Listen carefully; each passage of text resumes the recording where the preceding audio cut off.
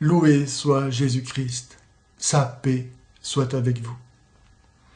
Beaucoup de gens ne comprennent pas aujourd'hui, pas plus que hier probablement, le fait que les prêtres catholiques de rite latin soient voués au célibat, ou que des religieux, des religieuses se vouent eux-mêmes librement à demeurer célibataires.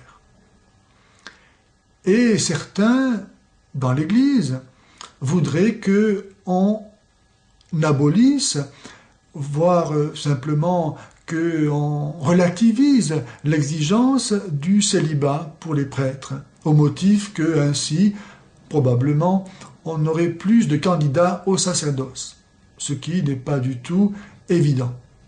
Mais en tout cas, le célibat est en lui-même la manifestation dans l'humanité de ce que nous devons vivre au ciel.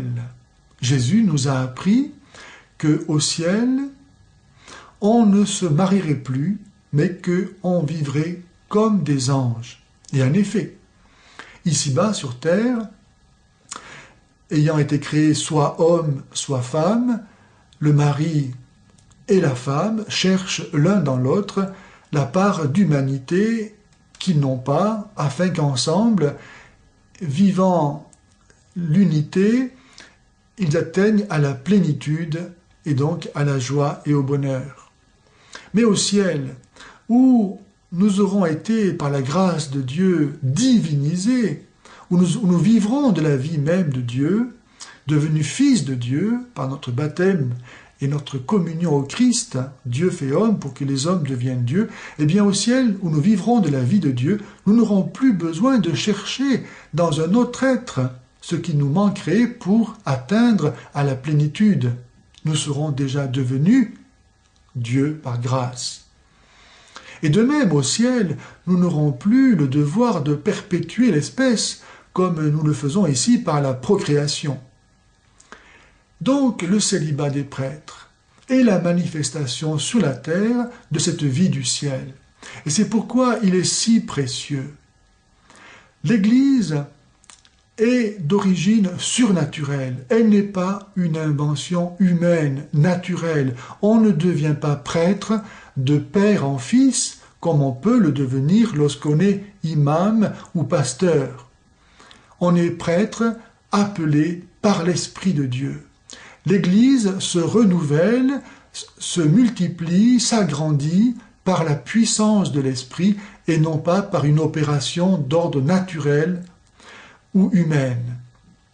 Le mot célibataire, célibat, vient de deux mots latins, celi, le ciel, et habitare. Par définition, donc, le célibataire, c'est celui qui habite le ciel. Et moi-même, par mon célibat, eh bien, j'annonce ce Dieu qui est amour, auquel je crois, en montrant que si je suis heureux, alors que naturellement ce n'est pas possible pour un homme d'être heureux sans recevoir l'amour d'une femme ici-bas, car Dieu nous a fait comme cela, si donc je suis heureux sans vivre une relation amoureuse, c'est que je reçois mon bonheur de quelqu'un d'autre.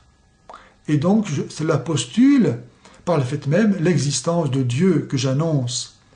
Et non seulement mon célibat annonce l'existence et l'amour de Dieu, mais aussi il est une anticipation, un gage, une preuve de ce royaume des cieux que je prêche et auquel j'appelle tous les hommes à entrer par l'amour du Christ.